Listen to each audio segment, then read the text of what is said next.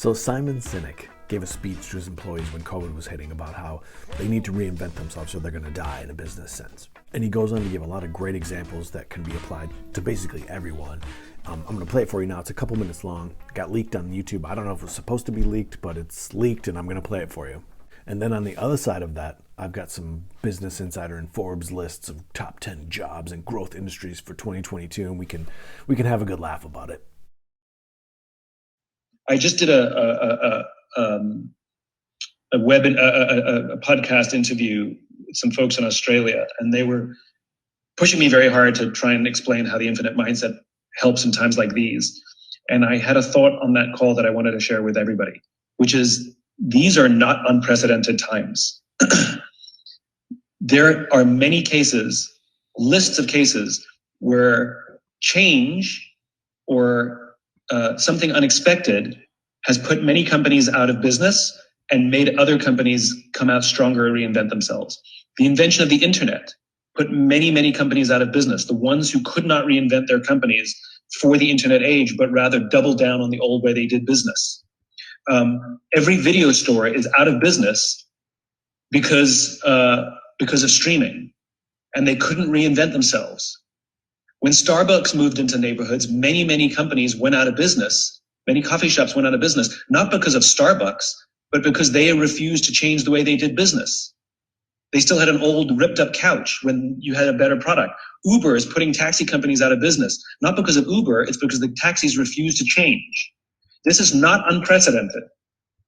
The fact that something new and this more sudden, absolutely. More shocking, absolutely. Without a doubt. But this is not unprecedented in the business world. And so for us to say, not how do we do what we're doing, but rather, how will we do what we're doing in a different world? And the world is different. And the thing that I said on this interview was, it's the companies that have been investing in will and having an infinite mindset for a long time that will come out of this stronger, because they're prepared. Many of them were saving money as opposed to giving out huge fat bonuses to everybody and spending all the money. And the will of the people is high to figure out a way through it. The ones that are struggling the most are the ones that spent all their money, saved nothing, appeased Wall Street, and the will of the people is low, that people are in survival mode rather than reinvention mode. It's the companies that with an infinite mindset that are in reinvention mode. It's the companies with a finite mindset that are in survival mode, regardless of how much money they have. It's the mindset. How are we going to get through this versus how are we going to change to get through this?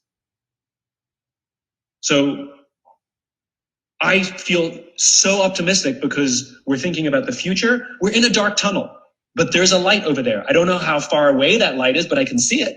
But we're in darkness now, but when we come out of there, we will have a better train. A different train.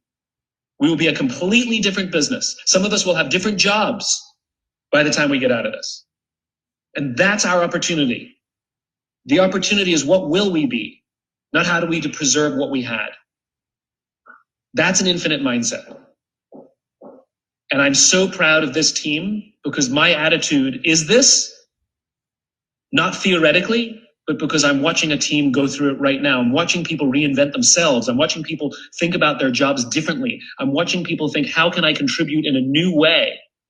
I'm watching people say, what could we be? How will we bring our message to people in a different way, in new ways? That will last forever, by the way, not just for now. So proud of you guys. Love you guys. Because we are a living example of the stuff that I'm talking about out loud. I get to say, we are doing this. We're not allowing Uber to put us out of business. We're not allowing Starbucks to put us out of business. We're not allowing the internet to put us out of business. We'll reinvent ourselves. This is not unprecedented. This has happened many, many, many times in business. This one's just a little more sudden. And by different jobs, you don't mean different jobs out of this company, but reinvent yourself within this company. That is the opportunity. So I know a company, it's a fine dining restaurant in New York City. He's figured out a way to become a delivery company. All of his people have kept their jobs because they have different jobs now. But if you think you're going to do the same job and you're waiting, Like, if you're a public speaker who was waiting for this to get through so you can go stand on a stage, I got some bad news. That ship has sailed. We have to be a normal company now where we have to market ourselves and develop product. This is a huge wake-up call for us. We had the luxury of being lazy. And I don't mean that in a bad way. There was no reason to reinvent when we're drinking from a fire hose. But now the opportunity is magical. I'm thinking, how do I put myself out there without a stage? This is entirely new for me as well. This is entirely new for me. But I'm not worried about what I do. I'm worried about why I do it. And I will find a job that helps me do that. I'll make a job that helps me do that. And I expect the same of everyone. And here's the best thing, you don't have to do it alone. We've got each other's backs, we'll help each other. Some of it'll be easy, some of it'll be unbelievably difficult. Yeah, great speech. I'm glad somebody leaked that because I listened to it about 15 times. It seemed like he was hitting the mark. When COVID hit, I was bartending, and just before, they shut everything down, I remember there was one night where I had like a full rail of people and, fucking worthless CNN was on or something, and they were talking, of course, about COVID around the clock. And it was a full rail, and I remember there was one guy who was talking to me, and we were having a good conversation, but he kind of at one point just kind of, in the height of all the COVID hysteria or skepticism, he sort of reached in and stuck out his hand, as if to say, because it was already in our consciousness at that time about like a virus maybe being surface, or like you didn't know how it was going to transmit. And so that was, the handshake wasn't just like, I'm getting to know you. It was also his way of saying like, I don't believe in this thing, and so here, shake my hand. And I just remember thinking, what a dumb thing to do. Like, why would a virus or something else give a shit about your perspective on things? It doesn't care about your perspective. It doesn't care whether you think shaking hands is a good thing or a bad thing. It doesn't give a shit about your customs or your culture or whatever. Like, it's just doing it. It's like that thing about a tiger snatching a baby at a zoo, or maybe, in the wild in India, wherever if there are any tigers anywhere. Like, it doesn't give a shit about your mortgage. It just is going to do what it needs to do.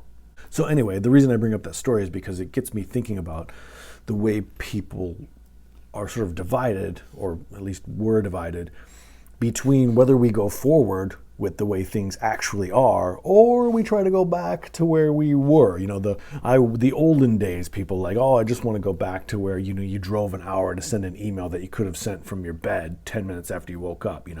Stop pretending that we need to go into an office somewhere, or, that we need to go inside to eat, or that there aren't heating lamps.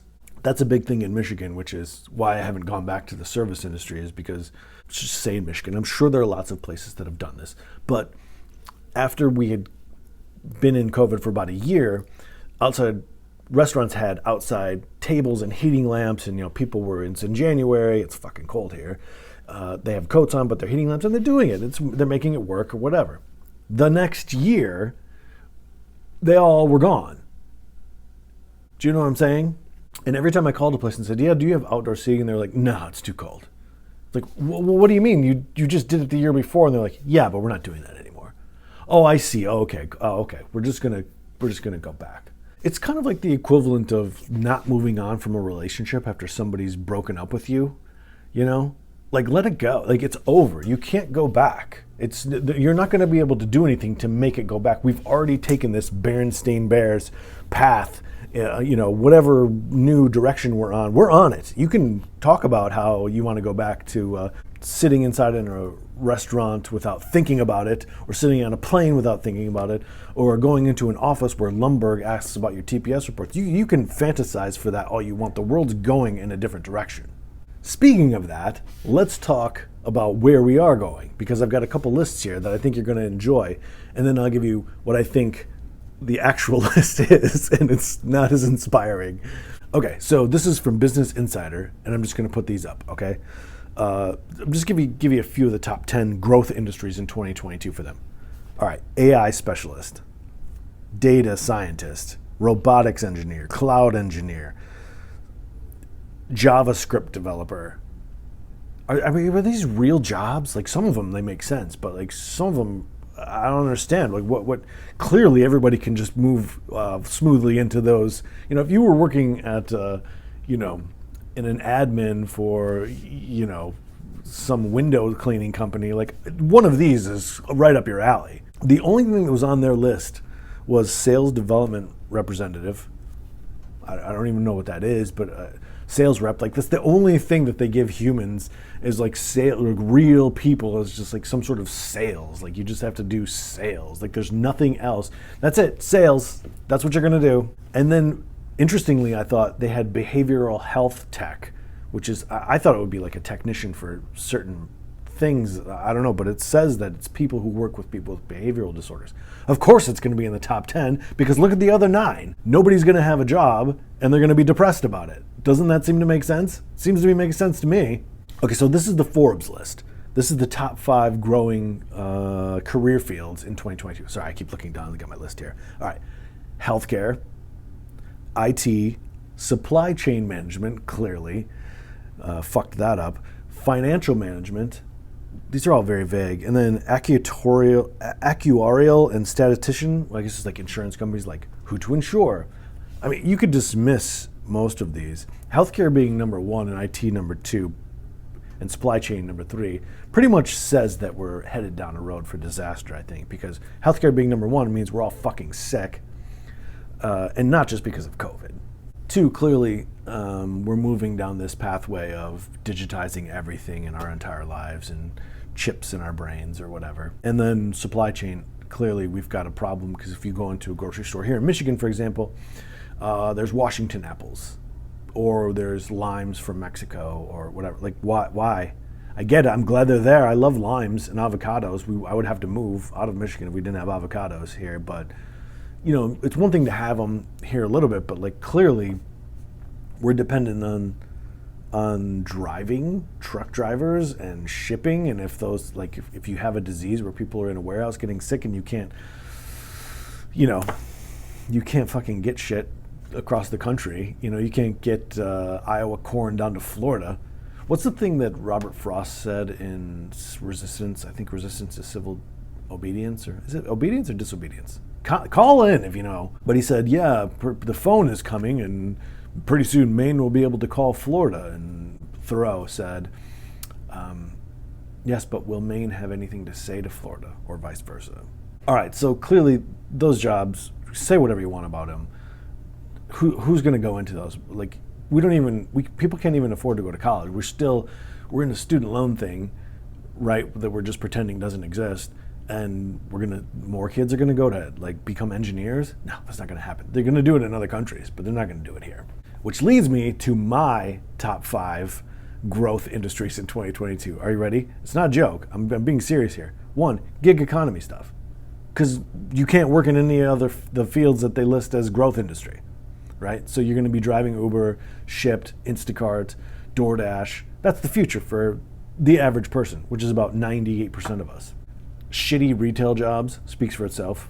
Still some restaurant gigs where the pay is, in Michigan, it's like, I think the server's wage is like $3.45 or some bullshit like that. And by the way, you also have to be inside now because they're pretending that there was no virus. So you can't go outside. You can't go to a restaurant and say, I'll work, but I just want to work outside. And they'd say, well, in the summertime, that's fine. But what about in the winter? I'm like, well, then I'm going to leave, or you can get those heat lamp packs. And they'll be like, all right, see you later. Failed podcasting shows. Everybody's going to try to have a podcast, and they're going to fail. Like, you know, and I'm leading the way, I think, in that charge. And then number 5, and I'm kind of joking, but I'm kind of not, freeganism. Do you know what freeganism is? Freegans, mostly in Portland, Oregon, they dumpster dive and look for food that restaurants throw out, which is, you know, a very interesting thing to talk about, by the way, because they do throw out things. I've talked to so many people in delis who have told me when they're getting me like 10 pounds of ground chuck or whatever it is that I'm getting. Yeah, they won't let us keep this. They just throw it out. If it's, you know, if they have like an Atlantic cod or like a big juicy salmon that's been there for 2 days, and they're like, throw it out, and they won't give it to the employees. They won't They won't let anybody take it. I don't think they go to soup kitchens or anything like that. They just don't do anything with it. They throw it in the trash. So, freeganism, that's the future for America. Or at least for you and me, maybe.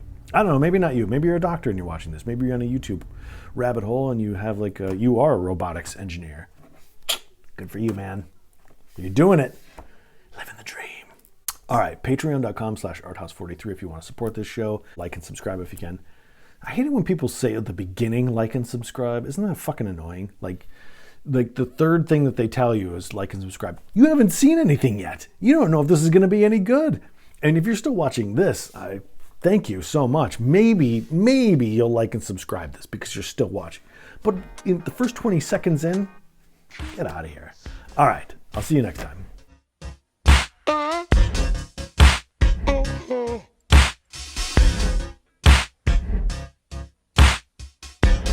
Got to not talk dirty, baby.